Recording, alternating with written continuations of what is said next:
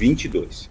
Nela não vi santuário, porque o seu santuário é o Senhor, o Deus Todo-Poderoso e o Cordeiro. A cidade não precisa nem de sol, nem da lua para lhe darem claridade, pois a glória de Deus iluminou e o Cordeiro é a sua lâmpada. As nações andarão mediante a sua luz, e os reis da terra lhe trazem a sua glória.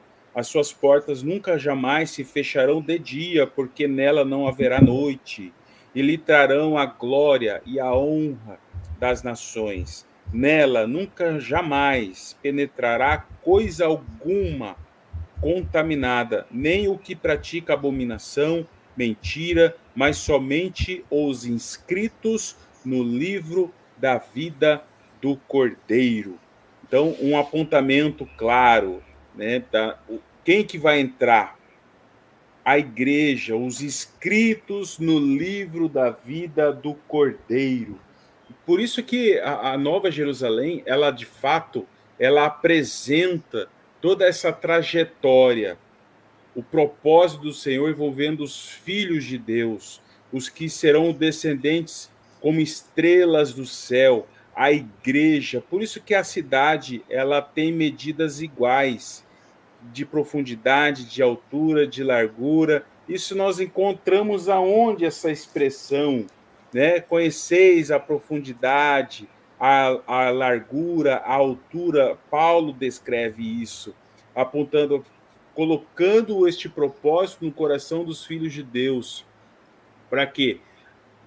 Efésios 3, verso 17, diz assim: habite Cristo no vosso coração, pela fé, estando vós arraigados e alicerçados em amor, a fim de poderdes compreender com todos os santos, olha aí, qual é a largura, comprimento, altura, profundidade, e conhecer o amor de Cristo que excede todo entendimento, para que jamais tomados de toda a plenitude de Deus. Então, realmente, Nova Jerusalém, ela reflete toda essa trajetória da igreja, e essa trajetória está espalhada nas Escrituras. Quero até fazer um paralelo interessante com 1 Reis, por exemplo. 1 Reis, no capítulo 6, temos ali o Templo de Salomão, e no Templo de Salomão nós encontramos também muitos elementos relacionados a Cristo, a igreja também. Nós temos ali, por exemplo, no Santo dos Santos, um comprimento de 20 côvados por 20 côvados, ou seja, um quadrado perfeito.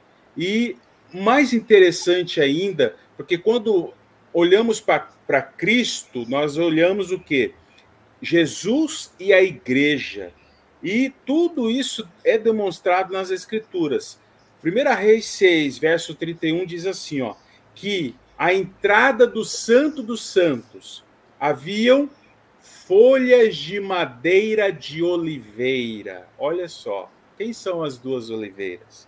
Senão as duas casas de Israel, unidas em Cristo, formando a igreja. E olha só que interessante, a verga com as ombreiras formam uma porta pentagonal. Uma porta pentagonal, as ombreiras. Por que pentagonal? Eu estive meditando acerca disso, porque no tabernáculo de Moisés havia um véu que de fato separava o lugar santo do lugar santíssimo. E este véu, que está em Êxodo 26, verso 31, tem 5 elementos ali, bem interessantes. Ou seja, tem ali um azul, o estofo azul, que vai apontar para o celestial, tem púrpura, que vai apontar para a função sacerdotal e de realeza, tem carmesim, que vai apontar para o sangue de Cristo, tem o linho fino, que vai apontar para a pureza da noiva, e também está estampado com querubins. Então, 5 elementos estão contidos no véu que separava o lugar santo do lugar santíssimo. Aí no templo de Salomão nós temos uma porta pentagonal, também apontando para esses 5 elementos. E aí, essas duas folhas de oliveira formando essa porta, apontando para as duas oliveiras, duas casas de Israel, na entrada do lugar santo, que está no verso 33 de 1 Reis, capítulo 6, que é a entrada do lugar santo, também tinham elementos de madeira de oliveira. E a entrada era quadrilateral. Olha só, um quadrado.